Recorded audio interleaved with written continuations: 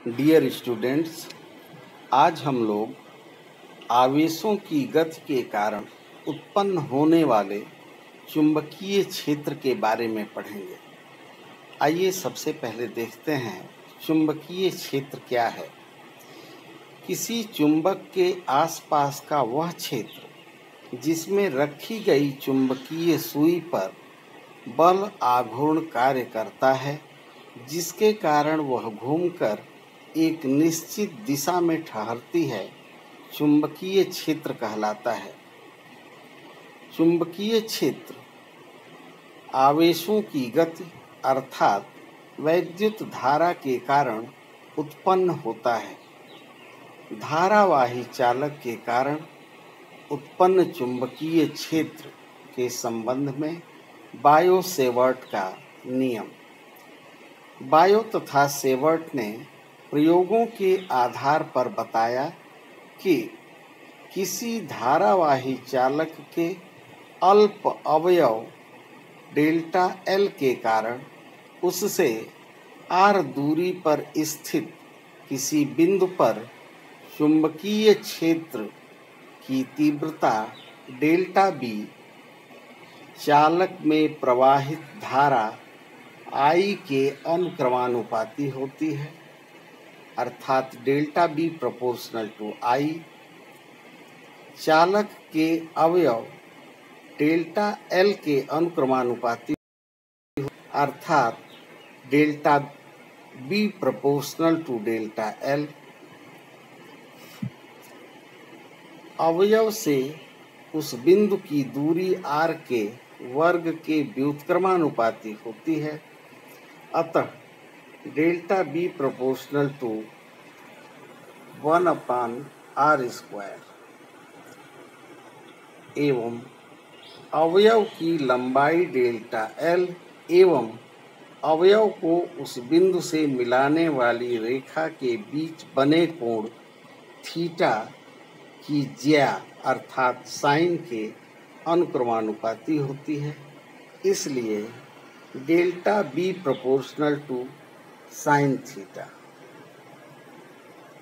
उपरोक्त चारों नियमों को मिलाने पर delta B proportional to I delta L sine theta upon r² या delta B equal to mu upon 4 pi I delta L sine theta अथवा dB equal to mu 0 upon 4 pi I D L sine theta upon r²। यहाँ mu 0 upon 4 पाई समानुपाती स्थिरांक है, जिसमें mu 0 निर्वात की चुंबकशीलता को व्यक्त करता है। क्योंकि चुंबकीय क्षेत्र एक सदिश राशि है जिसकी दिशा डी एल एवं वेक्टर आर के तल के लंबवत होती है, अतः सदिश रूप में चुंबकीय क्षेत्र D B equal to mu 0 upon 4 pi I vector D L cross vector R upon r³। धारावाही चालक के कारण उत्पन्न चुंबकीय क्षेत्र चूंकि सदिश है, अतः इसकी दिशा निम्न नियमों में से किसी एक नियम द्वारा ज्ञात कर सकते हैं। पहला नियम है दाएं हाथ की हथेली का नियम नंबर 1। यदि दाहिने हाथ का पंजा इस प्रकार फैलाया जाए कि अंगूठा चालक में प्रवाहित होने वाली धारा की दिशा को तथा फैली हुई उंगलियां उस बिंदु की ओर संकेत करें, तो हथेली से धक्का देने की दिशा ही चुंबकीय क्षेत्र की दिशा होती है। दूसरा नियम है मैक्सवेल का दाएं हाथ का नियम। यदि धारावाही चालक को दाएं हाथ से इस प्रकार पकड़ें कि अंगूठा चालक में प्रवाहित धारा की दिशा में हो तो चालक के चारों ओर घूमी हुई उंगलियां चुंबकीय बल रेखाओं की दिशा को व्यक्त करती हैं। एवं तीसरा नियम है मैक्सवेल का दक्षिणवर्ती पेंच का नियम। दक्षिणवर्ती पेंच उसे कहते हैं जो घड़ी की सुइयों की दिशा में घुमाने पर कस जाती है, जबकि घड़ी की सुइयों की विपरीत दिशा में घुमाने पर खुल जाती है। यदि पेचकस से को दाएं हाथ से पकड़कर दक्षिणवर्ती पेंच को इस प्रकार घुमाएं कि पेंच की नोक धारा की दिशा में आगे बढ़े, तो अंगूठे के घूमने की दिशा ही चुंबकीय बल रेखाओं की दिशा होती है। निर्वात की चुंबकशीलता μ0 एवं विद्युतशीलता ε0 के बीच संबंध। चूंकि μ0 upon 4 pi equal to 10⁻⁻7 newton per ampere square होता है, अतः μ0 इक्वल टू 4 pi into 10⁻⁻7 newton per ampere square तथा 1/4 pi epsilon equal to 9 into 10⁹ newton metre square per coulomb square या ε0 इक्वल टू 1/4 pi into 9 into 10⁹ coulomb square per newton metre square. अतः μ0 ε0 equal to 1/9 into 10⁻16 metre square पर second square या μ0 ε0 equal to 1/c square, जहाँ c equal to 3 into 10⁸ metre पर second, जो निर्वात में प्रकाश की चाल को व्यक्त करता है। अतः निर्वात में प्रकाश की चाल c इक्वल टू 1/√μ0 ε0। यही μ0 ε0 तथा प्रकाश की चाल c के बीच का संबंध है।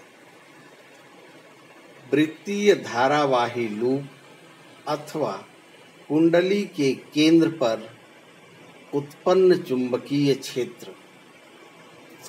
मान लीजिए a मीटर त्रिज्या के लूप में प्रवाहित धारा I है, जिसके केंद्र पर चुंबकीय क्षेत्र ज्ञात करना है, जैसा कि चित्र में प्रदर्शित है।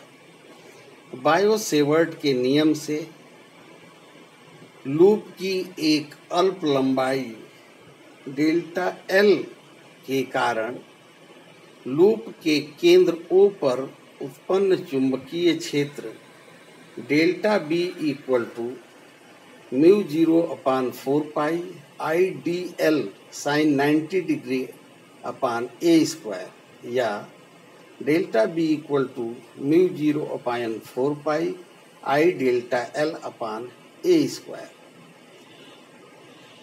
मैक्सवेल के दक्षिणवर्ती पेंच के नियमानुसार चुंबकीय क्षेत्र B की दिशा लूप के तल, यहाँ कागज के तल के लंबवत चित्र के अनुसार होगी।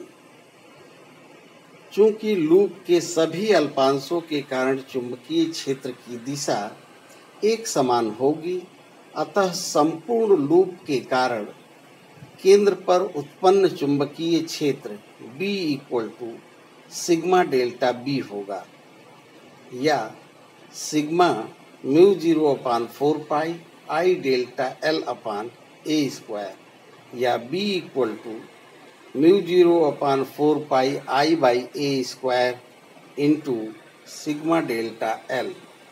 चूंकि सिग्मा डेल्टा एल का मान लूप की परिधि के बराबर होगा, अतः sigma delta L equal to 2 pi A. इसलिए केंद्र पर चुंबकीय क्षेत्र B इक्वल टू μ0I/2a होगा।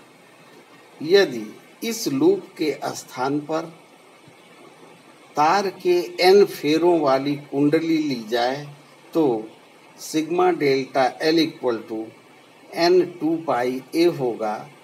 तब चुंबकीय क्षेत्र B इक्वल टू μ0NI/2a होगा, जिसकी दिशा लूप अथवा कुंडली के तल के लंबवत होगी। परिमित लंबाई के ऋजु धारावाही चालक के कारण उत्पन्न चुंबकीय क्षेत्र की तीव्रता। मान लीजिए चित्र में प्रदर्शित चालक CD में प्रवाहित धारा I है तथा इससे r दूरी पर बिंदु P पर चुंबकीय क्षेत्र ज्ञात करना है। बायो-सेवर्ट नियम से चालक के अल्पांश EF के कारण P पर चुंबकीय क्षेत्र dB equal to μ0/4πI/dl sin θ/x² होगा, जहाँ sin theta equal to dl sin theta equal to Eg एवं d phi equal to Eg/x या Eg equal to x d phi. अतः dl sin theta equal to x d phi होगा। तब चुंबकीय क्षेत्र dB equal to μ0/4πI/d∅x होगा। लेकिन cos phi equal to r/x, अतः x equal to r/cos phi होगा।